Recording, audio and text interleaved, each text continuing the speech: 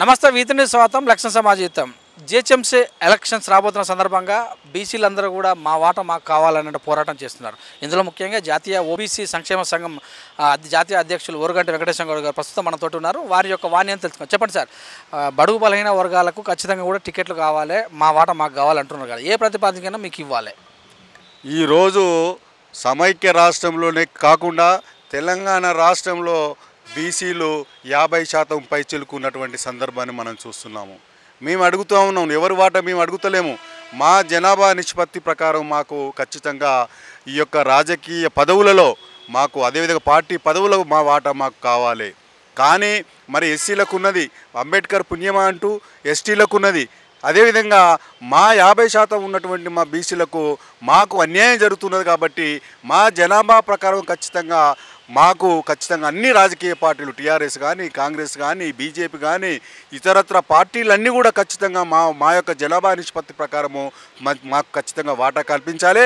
ఒక జిహెచ్ఎంసీ ఎన్నికలే కాదు, స్థానిక ఎన్నికల్లో కాదు, సర్పంచ్ పదవులు కాదు, ఎంపీటీసీ జెడ్పీటీసీ కాదు, మాకు ఖచ్చితంగా 2023లో కూడా ఖచ్చితంగా మా జనాభా నిష్పత్తి ప్రకారము ఖచ్చితంగా దాదాపుగా 70-80 సీట్లు, ఎమ్మెల్యే సీట్లు ఖచ్చితంగా మాకు ప్రకటించాలి.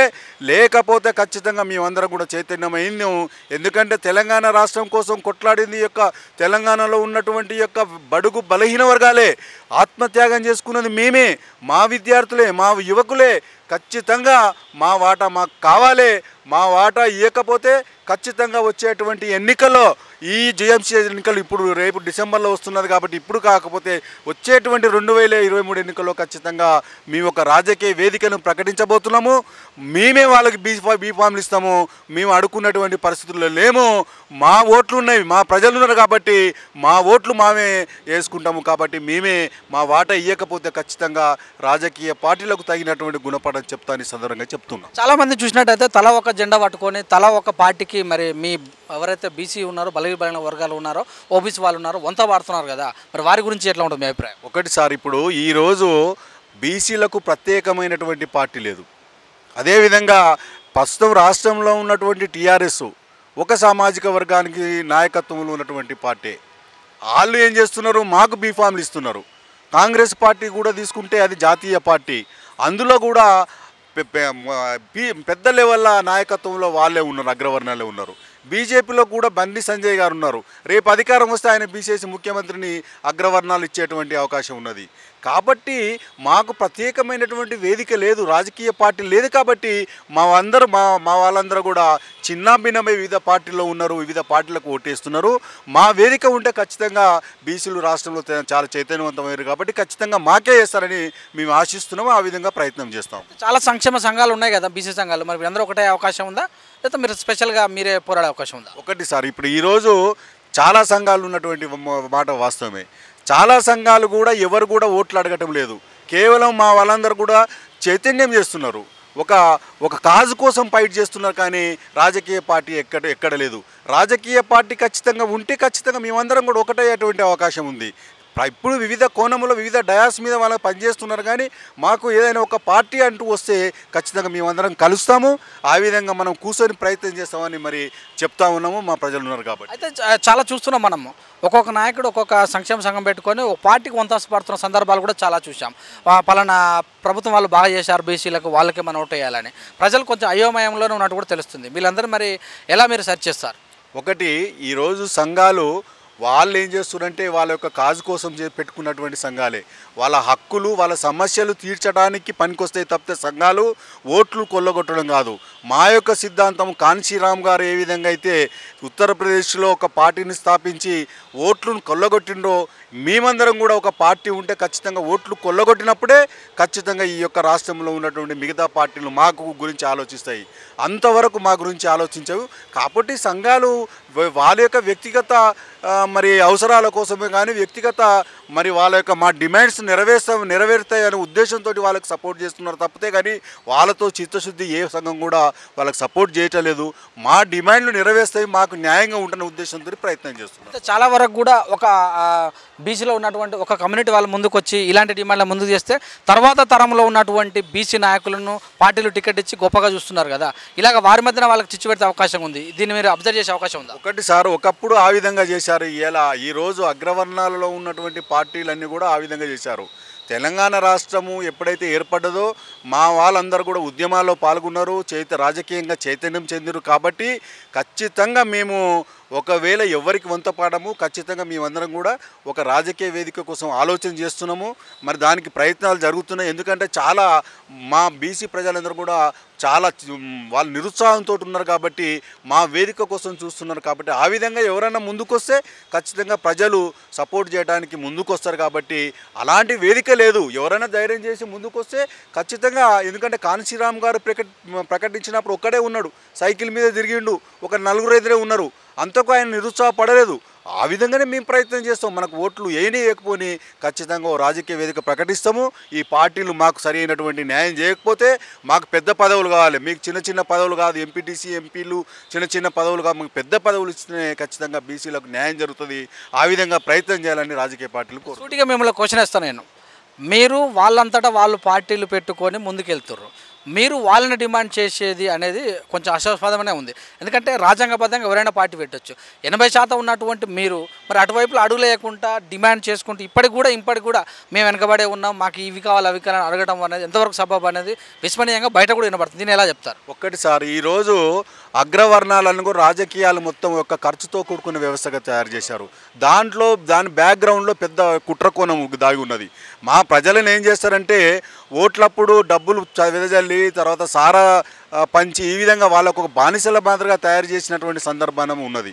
ఈరోజు ఖర్చులు ఎందుకు పెంచారంటే ఈ యొక్క వెనుకబడ్డ వర్గాలు చైతన్యమైన వీరు పార్టీ పెడతారన్న ఉద్దేశంతో వీళ్ళు ఒక ఎక్స్పెన్సివ్ చేశారు ఇవాళ ఎన్నికల్లో. కానీ మీ ఈరోజు ఇప్పుడు 2020 అంటే మా పిల్లలందరూ చదువుకున్నారు, ఎడ్యుకేటెడ్స్ అయ్యారు, ఉద్యోగస్తులు ఉన్నారు, చాలా చైతన్యవంతం అయినాము. ఖచ్చితంగా మా పార్టీ వస్తే డబ్బులు ఎవరు చూడరు, ఖచ్చితంగా మాకు ఓట్లు వేస్తారని మేము ఆశిస్తున్నాము.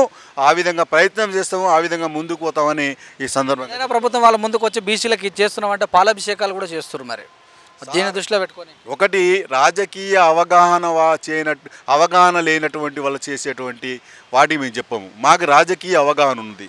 మేము ఎవరికి పాలాభిషేకం చేయలేదు, మా ప్రజలకు పాలాభిషేకం చేస్తాం. మేము నాయకులకు చేయము.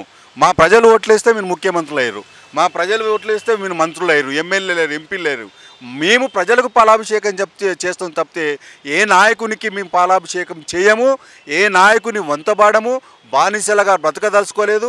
మేము ఆత్మ గౌరవం ఉంది, ఆత్మాభిమానం ఉంది. కాబట్టి ఖచ్చితంగా మేము ఒక్కరమైనా ఖచ్చితంగా ఒంటరి పోరాటం చేస్తాం తప్పితే ఎవరి కింద బతుకము. మాకు ఆత్మాభిమానంతో ముందుకు పోతామని సందర్భం. రాజకీయ చైతన్య యాత్ర చేసే అవకాశం ఉన్నదా దీని మీద? మరి దీనికి ప్రయత్నం చేస్తాం సార్. ఇంకా కొన్ని 4-5 మీటింగులు ఏర్పాటు చేయాలన్నటువంటి ఆలోచన చేస్తున్నాము.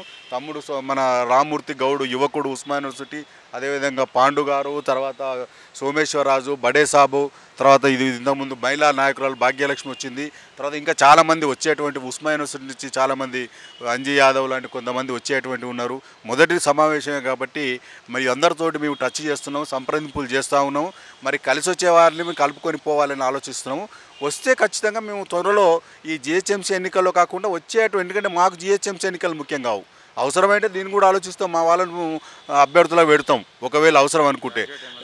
ఎమ్మెల్సీ గ్రాడ్యుయేట్ ఎమ్మెల్సీలో మాకు కావాల్సింది 2023 ఎన్నికలు. చట్టసభలలో మా వాళ్ళు ఉంటేనే ఈ యొక్క ప్రభుత్వం ఏర్పడుతుంది, మాకు న్యాయం జరుగుతుంది. కాబట్టి 2023 ఎన్నికల ఆ టార్గెట్ పెట్టుకొని మేము ప్రయత్నాలు చేస్తామని చెప్తాం. కాంగ్రెస్ పార్టీ మధ్య జిహెచ్ఎంసీలో 50% ఇవ్వాలన్నట్టు కూడా నిర్ణయం తీసుకుంది కదా, దాన్ని మీరు ఆహ్వానిస్తారా? ఎస్ మేము వీఆర్ వెల్కమింగ్. ఎందుకంటే Congress party already declared that is going, వాళ్ళు 50% జనాభా బీసీలకు రిజర్వేషన్ ఇస్తామని చెప్పారు. మేము ఆహ్వానిస్తున్నాము. ఖచ్చితంగా కాంగ్రెస్ పార్టీకి కృతజ్ఞతలు తెలియజేస్తున్నాము. అదే సందర్భంలో మిగతా పార్టీలు కూడా డిమాండ్ చేస్తూ ఉన్నాం, టీఆర్ఎస్ కానీ బీజేపీ కానీ. ఒకవేళ మీరు ఇవ్వకపోతే కేవలం మేము చేసేటువంటి ఇవన్నీ నాటకాలే అనే విషయం మేము ఖచ్చితంగా మా ప్రజలకు చెప్తాము. మీకు చిత్తశుద్ధి ఉంటే మిగతా పార్టీలు కూడా వెంటనే 50% టికెట్లు ఇస్తామని మిగతా జిహెచ్ఎంసీ ఎన్నికల్లో ప్రకటించాలని మీ నినాదం ఏంది? కొంతమంది బహుజనుల వాణి ముందుకెళ్తున్నారు, కొన్ని చోట్ల పోటీ కూడా చేయడం జరిగింది. అక్కడ దుబాకలు కూడా బహుజన వాణితోటి అయితేనే ఇప్పుడు మరి ఎమ్మెల్సీ గాడేషన్ నల్గొండ, ఖమ్మం, వరంగల్లో కూడా బహుజన వాదంతో వెళ్తున్నారు. మరి అలాంటి వాళ్ళకి పోటీ చేసిన వాళ్ళకి సపోర్ట్ చేసే అవకాశం ఏమైనా ఉంటుందా? ఒకటి సార్, మాకు బహుజనవాదము అనేది ఇప్పుడు ఒక డిఫరెంట్ కోణంలో ఎవరికి వాళ్ళు పోతే బహుజనవాదం రాదు. ఒక కాంక్రీట్ యొక్క కార్యాచరణ ఏర్పరచుకొని ఒక అందరు కలిసి ఒక డ్యాష్ మీద మనం అందరూ ఐక్యంగా ముందుకు పోతేనే ప్రజలు రిసీవ్ చేసుకుంటారు. ఎవరికి వాళ్ళు పోతే ఇవాళ పలచన అవుతుంది తప్పితే ఆ విధంగా చేయకూడదని మన మిత్రులకు చెప్తున్నాము. ఏదేమైనా కలిసిపోదాము, కలిసి చేద్దాము, మీరందరూ కలిసి రావాలని విజ్ఞప్తి చేస్తాము. ఇప్పటివరకు సాధ్యమయ్యే అవకాశం ఉంది. మీరు సుదూర ప్రాణం ముందుకెళ్తున్నారా, షార్ట్ పీరియడ్లో ఇచ్చేయాలనుకుంటున్నారు? మేము మాది చెప్తున్నగా 2000 ఎన్నికలు మా యొక్క టార్గెట్. 2023 ఎన్నికలు. ఆ ఎన్నికల్లో అంటే జిహెచ్ఎంసీ ఎన్నికలు అంటే డిసెంబరు ఫస్ట్ వీక్లో జరుగుతుందని రాష్ట్ర ప్రభుత్వం ప్రకటించారు. ఈ డిసెంబర్ ఎన్నికల తర్వాత మేము ఒకసారి మళ్ళా కొత్త సంవత్సరంలో కూర్చొని ఖచ్చితంగా ఆలోచించి కొత్త సంవత్సరంలో నూతన రాజకీయ పార్టీని ప్రకటించబోతున్నాం. మా టీవీ V3 న్యూస్ ద్వారా మీ యొక్క వర్గానికి ఏం చెప్తారు? ఈ V3 న్యూస్ ద్వారా ఒకటే చెప్తున్నాను, మీరందరూ కూడా ఖచ్చితంగా మీరు చైతన్యంగా ఆలోచించండి. ఎందుకంటే మనకు కావాల్సింది వాళ్ళు ఇచ్చేటువంటి గొర్రెలు బర్రెలు కావు. మనకు కావాలి ఎమ్మెల్సీ ఎమ్మెల్యే ఎన్నికలు, ఎంపీ పోస్టులు. మనకు గొర్రెలు బర్రెలు వాళ్ళు ఇచ్చేటువంటి 10,000 రూపాయలు, తర్వాత యొక్క ఈ రైతు బంధు స్కీములు ఇవి కావు. మన తలరాతలు మార్చేవి. మనకు కావాల్సినటువంటి రాజ్యాంగ పదవులు. కాబట్టి మేమందరం కూడా వస్తాము.